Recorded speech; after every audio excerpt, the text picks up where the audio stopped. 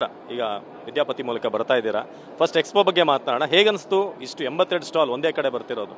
Actually ಒಂಥರ ತುಂಬ good initiative ಅಂತ ಅನ್ಸುತ್ತೆ. ಅಂದರೆ ನೀವು ತುಂಬ ಸುಮಾರು ವರ್ಷದಿಂದ ಮಾಡ್ಕೊಂಡು ಬರ್ತಾ ಇದ್ದೀರಾ. ಆ್ಯಸ್ ಎನ್ ಸ್ಟೂಡೆಂಟ್ ಅಂದರೆ ನಾನು ಓದಿರುವಾಗ ನಮ್ಮಪ್ಪ ಹೇಳ್ತಾ ಇದ್ರು ಇಲ್ಲಿಗೆ ಬಂದ್ಬಿಟ್ಟು ಒಂದೇ ರೂಫಲ್ಲಿ ಎಲ್ಲ ಯೂನಿವರ್ಸಿಟೀಸ್ ಬಗ್ಗೆ ಇನ್ಫಾರ್ಮೇಷನ್ ಸಿಗುತ್ತೆ ಅಂತ. ಸೊ ಈಗಿನ ಸ್ಟೂಡೆಂಟ್ಸ್ಗೆ ತುಂಬ ಹೆಲ್ಪ್ ಆಗೋ ಒಂದು ಪ್ಲಾಟ್ಫಾರ್ಮ್ ಅಂತ ಅನ್ಸುತ್ತೆ. ಆಮೇಲೆ ಎಲ್ಲ ಯೂನಿವರ್ಸಿಟೀಸ್ ಇದೆ, ಬರೀ ಇಂಜಿನಿಯರಿಂಗ್ ಮೆಡಿಕಲ್ ಅಂತಲ್ಲ, you have wide range of BCA BCom ಎಲ್ಲ ಥರ ಇದೆ.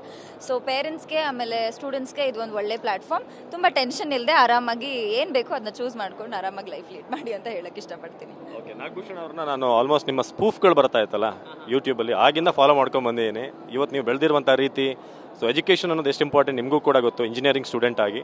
ಹೇಗನ್ನಿಸ್ತು ಎಕ್ಸ್ಪೋ ಬಗ್ಗೆ? ಖುಷಿ ಆಯಿತು. ಅಂದರೆ ನನಗೆ ಈ ಥರದ್ದೊಂದು ಇದೆ ಅಂತ ಕೇಳಿದ್ದೆ. ಅಂದರೆ ನಾವು ಓದುವಾಗ್ಲಂತೂ ಈ ಥರದ್ದು ಇರಲಿಲ್ಲ ಅನ್ಕೋತೀನಿ, ಇರಲಿಲ್ಲ ಅಲ್ಲ. ಸೊ ನಾನು ಹೇಳಿದ್ನಲ್ಲ ಆವಾಗ ನಮ್ಗೆ PUC ಆಗಿ ಆಮೇಲೆ 12th ಆಗಿ CET ಬರೆದು ನಂತರ ಏನು ಮಾಡಬೇಕು ಅಂತೆಲ್ಲ ಯೋಚನೆ ಮಾಡ್ತಿರ್ಬೇಕಾದ್ರೆ ನಾವೆಲ್ಲ ಆವಾಗ ಅಯ್ಯೋ ನಮ್ಮ ಊರ ಪಕ್ಕ ಅಲ್ಲೇ ಮೈಸೂರಲ್ಲಿ ಒಂದು ಸೀಟ್ ಸಿಕ್ಬಿಟ್ರೆ ಸಾಕು, ಅಲ್ಲಿ ಯಾವುದು ಬೆಸ್ಟ್ ಇನ್ಸ್ಟಿಟ್ಯೂಷನ್ ಮತ್ತು ಬೆಸ್ಟ್ ಕೋರ್ಸ್ ಯಾವುದು, ಇನ್ಸ್ಟಿಟ್ಯೂಷನ್ ಅಷ್ಟೇ ಸಾಲಲ್ಲ ಮತ್ತು ಕೋರ್ಸ್ ಇರಬೇಕು. ಓಕೆ, ಈ ಕೋರ್ಸು ಈ ಕಾಲೇಜು ಮತ್ತು ಈ ಕಾಲೇಜ್ ಎರಡರಲ್ಲೇ ಇದೆ. ಸೊ ನಾನು ಇಂಜಿನಿಯರಿಂಗಲ್ಲಿ ನಾವು ಮಾರ್ಕ್ ಮಾಡ್ಕೋತಾ ಇದ್ವಿ CET ಕೌನ್ಸಿಲಿಂಗ್ ಹೋದಾಗ. ಓಕೆ, ಇಲ್ಲ ಇದು ಟಿಕ್ ಮಾರ್ಕ್ ಮಾಡ್ಕೊಳ್ಳೋದು, ಇಲ್ಲಿ ಸೀಟ್ ಏನಾದರೂ ಮುಗಿದ್ರೆ ನೆಕ್ಸ್ಟ್ ಈ ಕಾಲೇಜ್, ಈ ಥರ. ಆವಾಗ ಇಷ್ಟೊಂದು ನಮಗೆ ಇಷ್ಟು ನಾಲೆಡ್ಜ್ ಇರಲಿಲ್ಲ, ಇನ್ಫಾರ್ಮೇಷನ್ ಕಡಿಮೆ ಇತ್ತು.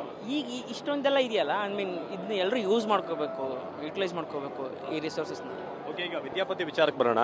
ವಿದ್ಯಾಪತಿ 2ನೇ ಪ್ರಾಜೆಕ್ಟು ಏನು ಸ್ಟ್ರೈಕ್ ಆಯಿತು ಫಸ್ಟ್ ನೀವು ಈ ಪ್ರಾಜೆಕ್ಟ್ ನಿಮ್ಮ ಹತ್ರ ಬಂದಾಗ ಒಪ್ಕೊಳ್ಳೋಕ್ಕೆ ಒಂದು ಮೇನ್ ಕಾರಣ?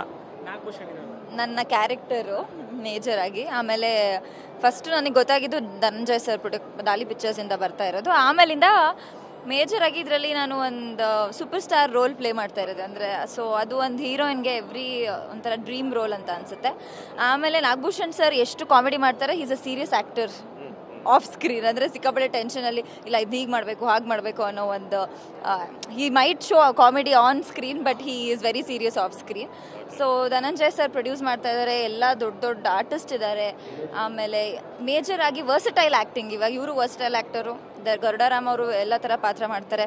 ಧನಂಜಯ್ ಸರ್ ಕ್ಯಾಮಿಯೋ ರೋಲ್ ಮಾಡ್ತಾ ಇದ್ದಾರೆ. ಸೊ ಇದಕ್ಕಿಂತ ದೊಡ್ಡದಿನ್ನೇನೂ ಇಲ್ಲ. ಸೊ ಕತೆ ಮೇಜರ್ ಆಗಿ ತುಂಬ ಚೆನ್ನಾಗಿದೆ. ನಾಗಭೂಷಣ್ ಅವ್ರದ್ದು ಸ್ಪಾಂಟೇನಿಯಸ್ ಆಗಿ ಹ್ಯೂಮರ್ ಮಾಡ್ತೀರಾ ನೀವು. ಟ್ರೈಲರ್ ನೋಡಿದೆ, ಸಿಕ್ಕಾಪಟ್ಟೆ ಇಷ್ಟ ಆಯಿತು ನಿಮ್ಮ ಪರ್ಫಾರ್ಮೆನ್ಸ್. ಕೊನೆಯದಾಗಿ ಡಾಲಿ ಆ ಲುಕ್ ಎಲ್ಲ ನೋಡಿ ನಮ್ಮ ಸರ್ಪ್ರೈಸ್, ಗೊತ್ತಿಲ್ಲ ನನಗೆ ಡಾಲಿ ಇರೋದು ಅದರಲ್ಲಿ. ಬಟ್ ಓವರ್ ಆಲ್ ಸಿನಿಮಾ ಹೇಗೆ ಬಂದಿದೆ, ಯಾಕೆ ಬರಬೇಕು ಏಪ್ರಿಲ್ 10ಕ್ಕೆ ಜನ, ಬೇಸಿಗೆ ರಜಾ ಬೇರೆ ಇದೆ. ಒಂದು ಒಳ್ಳೆ ಫ್ಯಾಮಿಲಿ ಎಂಟರ್ಟೈನರ್ ಆದರೆ ಯಾರಾದರೂ ಬಂದು ಥಿಯೇಟ್ರ್ ನೋಡೋಕೆ ಇಷ್ಟಪಟ್ಟೇ ಪಡ್ತಾರೆ. ನಾವು ಥಿಯೇಟ್ರಿಗೆ ಜನ ಬರಲ್ಲ ಅಂತ ಹೇಳೋದು ನಾನು ಒಪ್ಪಲ್ಲ. ಯಾಕಂದರೆ ನನ್ನದೇ ಸಿನಿಮಾ ಟಗರು ಪಲ್ಯ ಬಂದು ಜನ ಥಿಯೇಟ್ರಲ್ಲಿ ಬಂದು ನೋಡಿದಾರಲ್ಲ. ಆವಾಗ ನಾನು ಯಾರು ಹಂಗೆ ನೋಡಿದ್ರೆ ನಾನು ಆವಾಗ ಫಸ್ಟ್ ಟೈಮ್ ಹೀರೋ ಆಗಿ ಥಿಯೇಟ್ರಲ್ಲಿ ಬಂದಿದ್ದವನು. ನನಗೆ ಆವಾಗ ಎಷ್ಟು ಆವಾಗ ನಾನು ಯಾರೂ ಅಲ್ವಾ, ಬಂದು ಜನ ನೋಡಿ ಎಂಜಾಯ್ ಮಾಡಿದ್ರು ಥಿಯೇಟ್ರಲ್ಲಿ. ಸೊ ಇದು ಒಂದು ಆ ಥರದ್ದೊಂದು ಫ್ಯಾಮಿಲಿ ಎಂಟರ್ಟೈನರು. ಆಮೇಲೆ ಮೋರವರು ಇದು ಬೇಸಿಗೆ ರಜಾ. ಈ ಬೇಸಿಗೆ ರಜದಲ್ಲಿ ಮಕ್ಕಳನ್ನ ಕರ್ಕೊಂಡು ಪೇರೆಂಟ್ಸ್ ಎಲ್ಲ ಹೋಗ್ಬೇಕಾಗಿರುತ್ತೆ, ಅಥವಾ ಪೇರೆಂಟ್ಸ್ಗೆ ನಾವು ಥಿಯೇಟ್ರಿಗೆ ಒಂದು ಮೂವಿ ಕರ್ಕೊಂಡು ಹೋಗುವಂಥ ಮಕ್ಕಳು ಪೇರೆಂಟ್ಸ್ನ ಪೀಡಿಸ್ತಾ ಇರ್ತಾರೆ. ಅವ್ರಿಗೆ ಒಂದು ಆ ಥರದ್ದೊಂದು ಸಿನಿಮಾ ಬೇಕಲ್ಲ, ಆ ಥರದ್ದೊಂದು ಸಿನಿಮಾ ನಮ್ಮ ವಿದ್ಯಾಪತಿ ಸಿನಿಮಾ. ಐ ಮೀನ್ ಇದರಲ್ಲಿ ಎಲ್ಲ ಇದೆ. ನಾನು ಒಂದು ಒಳ್ಳೆ ಫನ್ ರೈಡ್ ಇಡೀ ಸಿನಿಮಾ.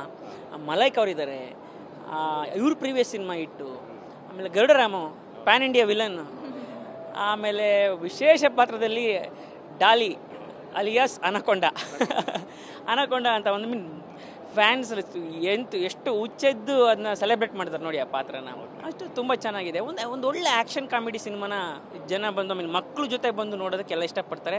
ಸೊ ಅದಕ್ಕೋಸ್ಕರ ಎಲ್ಲ ಬಂದು ಥಿಯೇಟ್ರ್ ಬಂದು ನೋಡಿ ಅಂತ ಕೇಳ್ಕೊತೀನಿ. ಈಗಿಲ್ಲ, ಗರುಡ ಅವ್ರನ್ನ ಫೇಸ್ ಮಾಡ್ತಿದ್ದೀರಾ? ಎಸ್, ಈಗ ಹೇಳ್ತೀನಿ, ಈಗ ಬೈಸೆಪ್ಸು ಬರೀ ವರ್ಕೌಟ್ ಮಾಡಿಬಿಟ್ರೆ ಆಗೋದಿಲ್ಲ, ಅದಕ್ಕೆ ಬೇರೆನೇ ಒಂದು ಬೇಕು. ಅದು ಏನು ಅಂತ ನೋಡೋದಕ್ಕೆ ನೀವು ಥಿಯೇಟ್ರಿಗೆ ಬರಬೇಕು.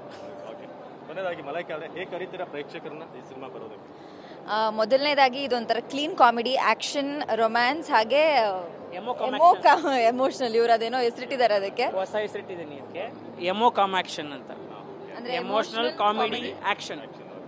ಸೊ ನಾಗಭೂಷಣ್ ಸರ್, ಗರುಡರಾಮು ಮತ್ತು ನಾಗಭೂಷಣ್ ಸರ್ನ ನೀವು ಹಾಗೆ ನೋಡಿದ್ರೇ ಇವರೇ ಹೀಗೆ ನೋಡ್ಬೇಕು ಅವ್ರನ್ನ. ಸೊ ಅಂಥ ಒಂದು ಅವರಿಬ್ರು ಹೇಗೆ ಇವ್ರು ಹೊಡಿತಾರೋ ಇಲ್ವೋ ಅಟ್ ಲಾಸ್ಟ್ ಏನಾಗುತ್ತೆ, ಆಮೇಲೆ ಇವ್ರು ಏನಕ್ಕೆ ಸೂಪರ್ ಸ್ಟಾರ್ನ ಮದುವೆ ಆಗ್ತಾರೆ, ಯಾಕೆ ವಿದ್ಯಾಪತಿ ಆಗುತ್ತೆ ಅನ್ನೋದನ್ನ ಅದೆಲ್ಲ ಕ್ಯೂರಿಯಾಸಿಟಿ. ಆಮೇಲೆ ಪ್ರತಿಯೊಂದು ನಾವು ಟ್ರೇಲರ್ ಬಿಟ್ಟಾಗೂ ಪ್ರತಿಯೊಂದು ಹಂತದಲ್ಲೂ ಒಂದು ಕ್ಯೂರಿಯಾಸಿಟಿ ಪಾಯಿಂಟ್ ಇದೆ. ಧನಂಜಯ್ ಸರ್ ಬರೋವರೆಗೂ ಕೊನೆ ತನಕನೂ that curiosity point is been carried out.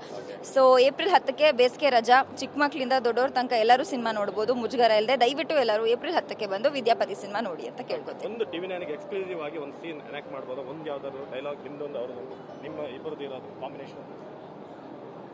Combination hero trailer ಒಂದು ಡೈಲಾಗ್ ಬರುತ್ತಲ್ಲ, ಇದು ಬರ್ತದೆ.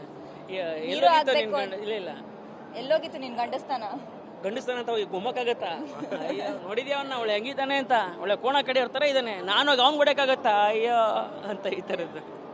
Thank you so much. Super duper hit ಆಗಲಿ. ನಾವೆಲ್ಲರೂ ಕೂಡ ಫಸ್ಟ್ ಶೋ ಮಿಸ್ ಮಾಡಲ್ಲ.